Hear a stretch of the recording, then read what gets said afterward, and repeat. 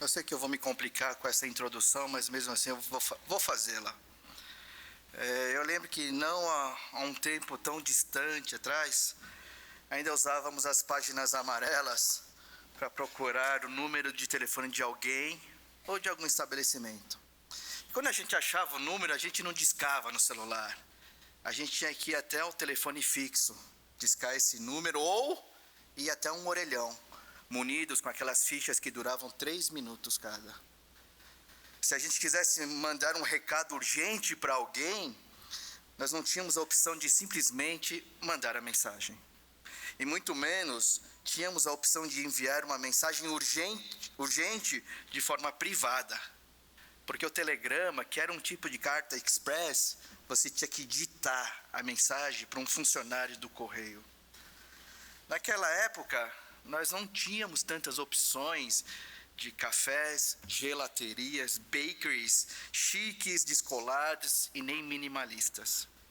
Naquela época o que nós tínhamos eram muitos bares, botecos. E era ali que a gente comprava os nossos doces, ali que a gente tomava o nosso refrigerante, e a gente comia a nossa coxinha.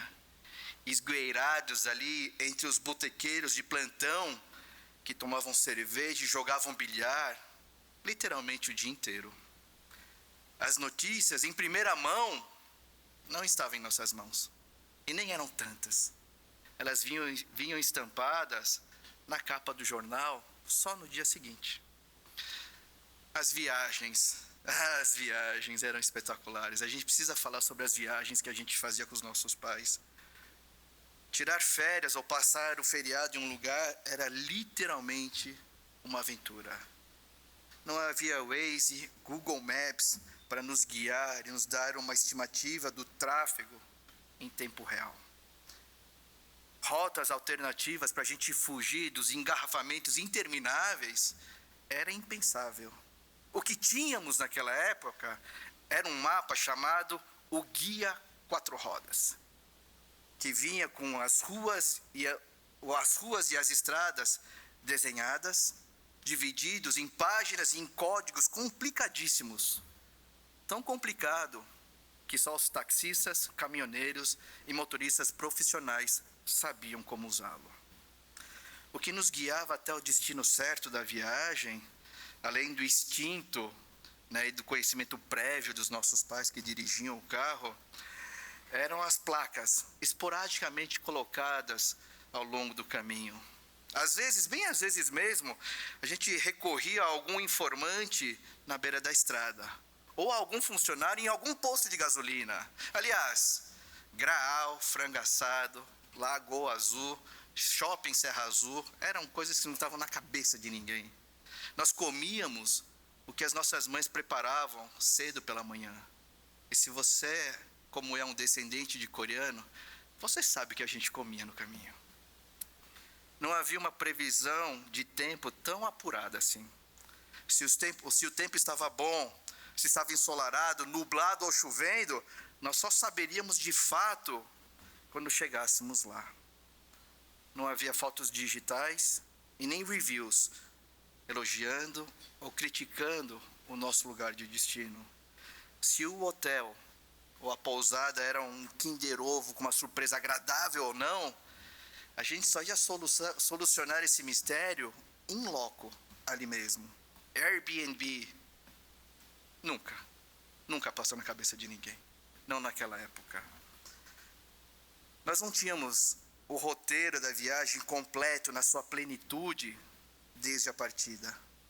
Nós, crianças ou jovens, nós apenas íamos sentados, às vezes deitados, no banco de trás do carro, sem cinto de segurança. Aliás, sem segurança nenhuma, sem ABS, sem freios ABS, sem airbags, sem alertas de colisão, nada. A gente só ia.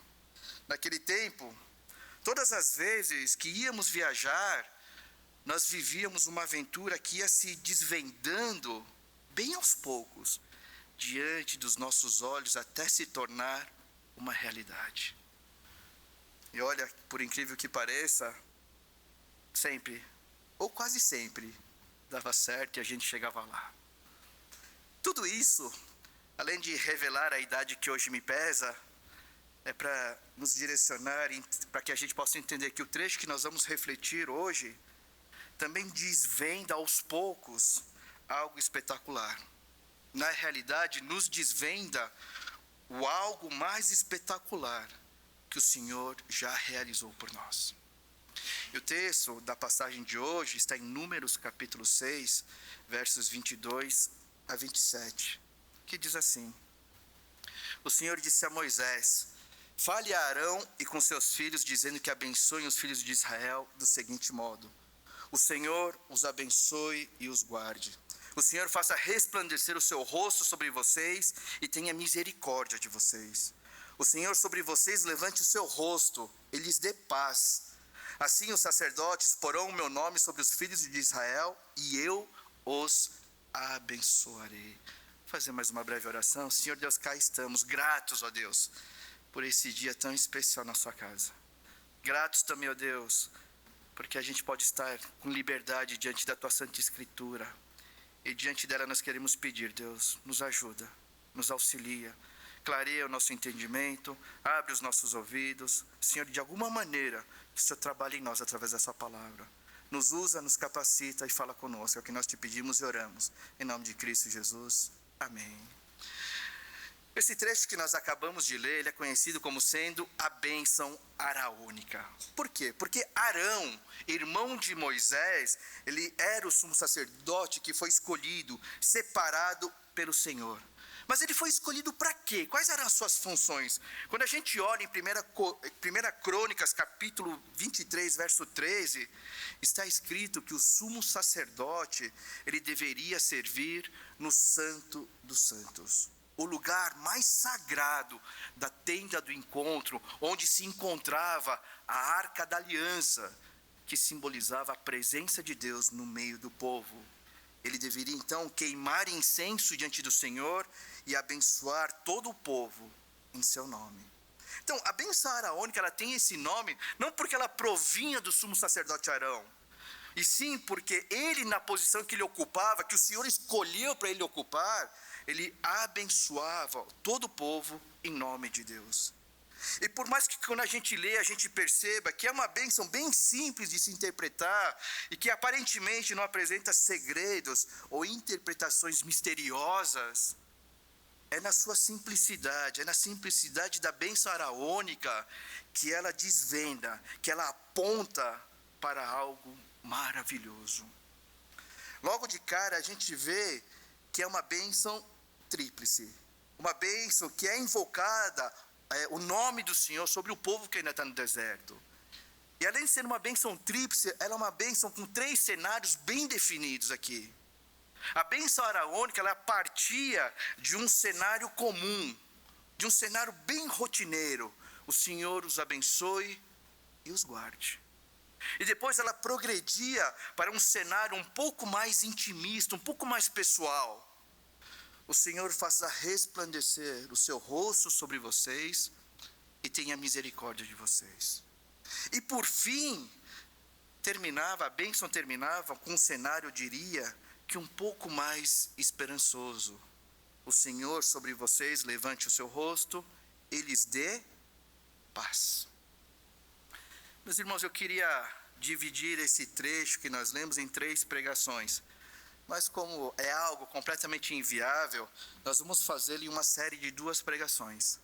Hoje nós vamos ver as 2 primeiras bênçãos, então demore um pouquinho talvez, mas semana que vem nós vamos ver a 3ª e última bênção. Então nós vamos pregar hoje e semana que vem essa mesma passagem. Tá? Então, apesar da clareza e da simplicidade das palavras que deveriam ser proferidas pelo sumo sacerdote, a bênção araônica, ela não era impetrada em qualquer momento e nem em qualquer lugar. Ou seja, existia um tempo e um local correto para a sua proclamação. Então, qual era o momento de proclamação da bênção araônica? Quando é que o sumo sacerdote ele proclamava essa bênção sobre o povo? A gente não tem nada escrito de forma explícita, mas existe uma conformidade entre os estudiosos que concordam que a bênção araônica ela era proferida logo após a realização de alguma cerimônia ou de algum rito, seja ali de purificação, seja de ofertas voluntárias de gratidão, de ofertas voluntárias pelo pecado. E como nos é sabido, e eu espero que a gente saiba de tudo isso, essas cerimônias, esses ritos, eles deveriam acontecer somente na tenda do encontro. Ou seja, consequentemente, o local correto para a proclamação da bênção araônica era na tenda do encontro. E essa tenda do encontro, meus queridos, que tem esse nome porque era ali, no meio do deserto, no meio do acampamento do povo, era ali nessa tenda que o Senhor descia para se encontrar com seu servo Moisés e passar as instruções para o povo. E essa tenda também é conhecida como tabernáculo.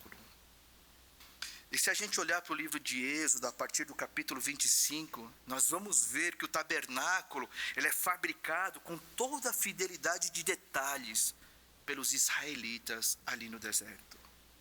E a tenda do encontro era uma grande tenda mesmo, mas não era só uma tenda. Ali se encontravam coisas importantíssimas relacionadas ao Senhor, como por exemplo, a mesa da proposição, onde diariamente eram colocados os pães da presença.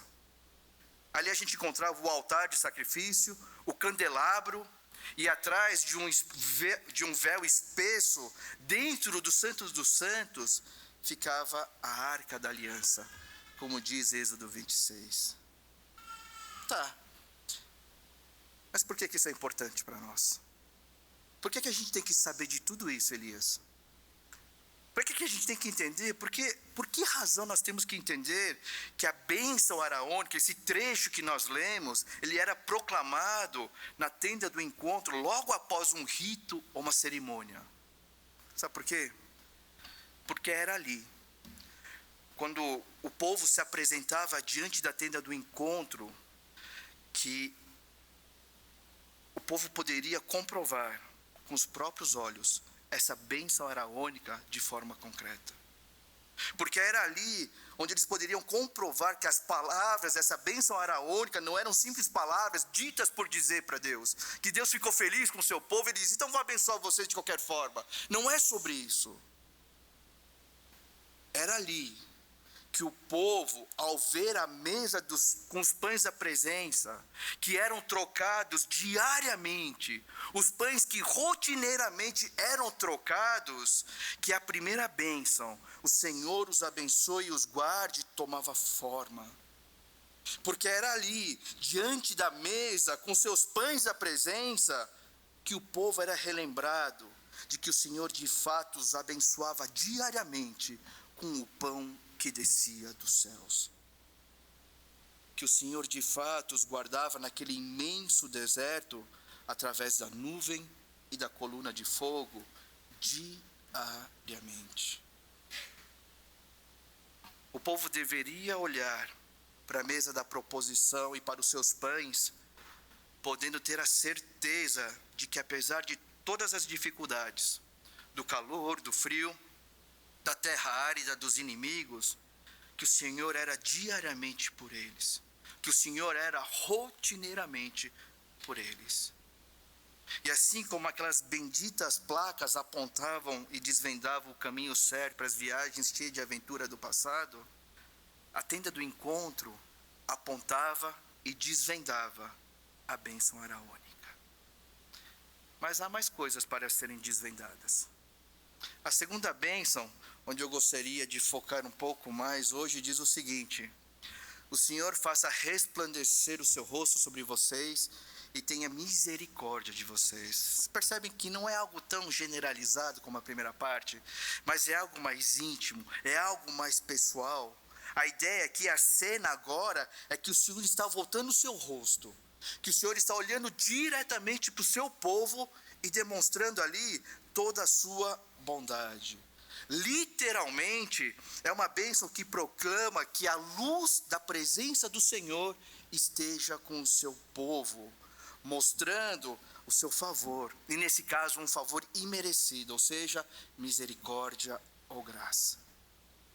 Dito isso, para que essa segunda bênção que nós acabamos de ver aqui faça mais sentido, nós precisamos dar uma olhada no contexto imediato aqui do livro de Números. Lá no capítulo 7, um capítulo depois da bênção araônica, após a promulgação, a ordem de Deus, do sacerdote, os seus filhos abençoarem o povo com a bênção araônica, o povo de Deus, lá no deserto, através dos seus líderes, dos seus chefes, de maneira voluntária, começou a trazer ofertas para a tenda do encontro. A princípio, eles trouxeram 6 bois e 6 carroças que foram usadas para o transporte de algumas partes dessa tenda do encontro. Só que esse movimento voluntário, essa oferta voluntária ali, continuou por mais 12 dias seguidos. E em cada dia, cada uma das tribos trazia a mesma oferta. E no final dos 12 dias, a oferta que entrou no templo foram 12 pratos de prata, 12 bacias de prata, 12 recipientes de ouro, somando um total aí de 28 quilos e 800 gramas de prata e 1 quilo e 440 gramas de ouro. Fora a multitude aí de animais para os sacrifícios, os holocaustos exigidos pela lei que foram trazidos. Novilhos, carneiros, cordeiros de 1 ano de idade e bodes para expiação pelo pecado. Foram muitos animais, muita prata, muito ouro, comprovando mais uma vez que o Senhor abençoava o seu povo com toda a riqueza material também. Porém, a próxima ordem que Deus dá a Arão e aos seus filhos não foi para guardar todas essas coisas que foram ofertadas para o templo.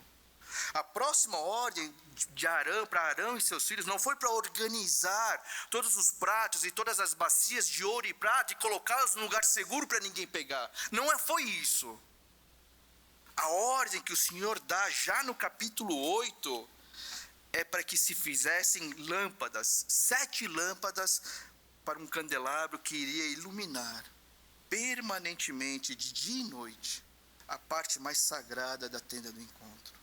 Deus manda fabricar 7 lâmpadas de um candelabro de ouro que ficaria bem ali, iluminando os santos dos santos, permanentemente, dia e noite, sem nunca mais ser apagado. Ainda que às vezes esse candelabro ficasse do lado de fora do Santos dos Santos. E há uma razão para que esse candelabro não ficasse o tempo todo dentro do Santos dos Santos, atrás daquele véu espesso. E que razão é essa?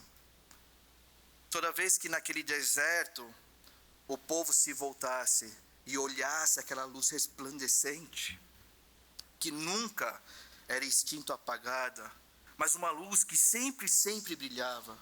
Toda vez que naquele deserto o povo se voltasse e olhasse para aquela luz resplandecente que provinha da tenda do encontro, eles seriam relembrados de que a segunda bênção, o Senhor faça resplandecer o seu rosto sobre vocês e tenha misericórdia de vocês, também lhes era muito real.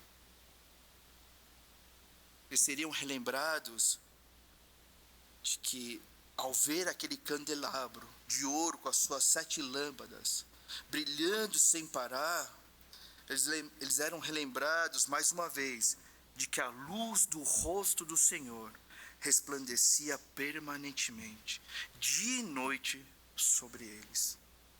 Assim, o povo de Deus poderia ter a certeza e a segurança de que o Senhor sempre estaria presente em seu meio, demonstrando toda a sua bondade. Era a certeza e a segurança de que a presença do Senhor nunca os abandonaria, nem mesmo naquele imenso e pavoroso deserto. E diante disso que nós vimos, o que nós percebemos é que essa tenda do encontro não é um negócio que Deus manda o povo construir, simplesmente fabricar, mas é um lugar que Deus ordena que seja fabricado, não para cumprir cerimônias e ritos, mas para que seja um lugar que desvendava e apontava para suas bênçãos, contidas na bênção araônica. Em outras palavras, a tenda do encontro era como se fosse uma vitrine, uma mostra do favor, da graça, da misericórdia e da providência demonstradas por Deus, por todos aqueles que se aproximavam dele. É bonito isso. Mas há mais coisas para serem desvendadas. Quando a gente percebe então que além da função de alguns dos elementos da tenda do encontro, existe uma beleza, um significado para cada coisa que ali está, que cada uma daquelas coisas importantíssimas apontava para as bênçãos do Senhor sobre o seu povo, nós hoje, nós podemos ser levados, ser tomados pelo desejo de termos esses elementos em nossos dias. Porque a gente gosta disso. A gente gosta das coisas visuais. A gente precisa ter uma fé visual. Então a gente pensa assim, será que a gente não pode então deixar ali alguns pães, uns 2 pãezinhos que a gente troca diariamente, só para nos relembrar que o Senhor nos abençoe e nos guarda em todos os momentos rotineiros de nossa vida? Será que a gente pode fazer isso? Será, Elias, que a gente não pode deixar uma luz acesa 24 horas, 7 dias da semana, em algum lugar? Pode ser até ali na fachada da igreja, porque toda vez que a gente passar aqui na frente, a gente vai ser relembrado de que a presença do Senhor sempre está conosco. E é um negócio bonito e a gente tem vontade de fazer. Mas, meus queridos, apesar do significado, da relembrança e da beleza do que nós acabamos de ver, nós não podemos e nem devemos fazer isso. Nem aqui, nem em lugar nenhum. Não faça isso em secreto na sua casa e nem nunca. Sabe por quê? Porque tanto a tenda do encontro com os seus elementos, como a bênção araônica com as suas promessas, também desvendam e apontam para algo. Elas apontam para o algo mais espetacular que o Senhor fez pelo seu povo. O pão diário sobre a mesa da proposição, na tenda do encontro, que simboliza a bênção e o cuidado diário que Deus tem pelo seu povo, lá na bênção araônica, tudo isso aponta para aquele que é o pão da vida que desceu dos céus, de João 6. Aponta para o pão que foi despedaçado no nosso lugar naquela cruz, como está escrito em Mateus 26. Cristo é o algo mais espetacular. Ele é a maior e mais reveladora prova de quanto o Senhor tem nos abençoado, nos guiado o tempo todo. De quanta graça, de quanta misericórdia nós temos sido alvos em nossas vidas diariamente, rotineiramente. Nós não precisamos de uma mesa com os pães. Nós temos Cristo. O candelabro na tenda do encontro, que permanentemente iluminava o Santo dos Santos pelo lado de fora, para que todos pudessem ver a luz, a sua luz, a bênção de ter o rosto do Senhor resplandecendo sobre o seu povo, apontam para aquele que é a luz dos homens, em João capítulo 1. Apontam para aquele que é a luz do mundo, que ilumina e elimina toda a treva, escrito em João capítulo 8. Cristo Jesus é o algo mais espetacular. Ele é a maior e mais reveladora prova de que o Senhor está com seu rosto sempre voltado para nós. Que Ele nunca nos abandonou ou nos deixou ficarmos sem a sua presença em meio aos desertos imensos e pavorosos de nossas vidas. Nós não precisamos de uma luz que nunca se apaga. Nós temos Cristo. Nós não precisamos de mais provas, simbolismos e representações que nos lembrem daquilo que nos lembre que Deus é por nós. Nós temos Cristo. E prestem atenção nisso, meus queridos. Nós não precisamos de mais demonstrações de poder, nem de favor, nem de graça, nem de misericórdia, e muito menos de mais provas de amor, para nos voltarmos definitivamente a Ele. Nós temos Cristo. Você não precisa de mais nenhuma prova para se voltar ao Senhor e entregar a sua vida. Você tem Cristo, nós temos Cristo. Depois de Cristo nós vamos precisar de tudo isso mesmo. Mas para nos voltarmos ao Senhor, nos entregarmos a Ele, nos rendermos a Ele, nós não precisamos de mais nada. Nós temos Cristo e é nele e com Ele que nós podemos atravessar desertos, vales de sombra e morte. É nele que nós somos transportados das trevas para a luz, e é nele que nós somos reconciliados com Deus, o nosso Pai e Criador. E isso nos basta. E diante de tudo isso, a pergunta retórica, e a gente sabe qual é a resposta, a pergunta retórica que tem que surgir em nós, então é: o que mais nós poderíamos exigir de Deus? Que provas mais nós precisamos para que o nosso coração entenda que Deus é por nós? Sempre foi e sempre será por nós. Nós temos Cristo. Para concluir, então, o que fazer? O que fazer para que essa verdade seja cada vez mais real e viva em nossas vidas? Para todos nós, mas talvez principalmente para aqueles que estão passando por uma daquelas crises de fé. Crises de dúvidas quanto ao abençoar e o cuidar de Deus em suas vidas. Crises de dúvidas de quanto Deus está presente nas suas lutas do dia a dia. O que fazer? O que temos que fazer? A coisa mais óbvia de todos, que nós ensinamos e cantamos com os nossos filhos. Nós precisamos nos esforçar para cumprir aquele combo tradicional, o combo clássico. Qual é o combo clássico?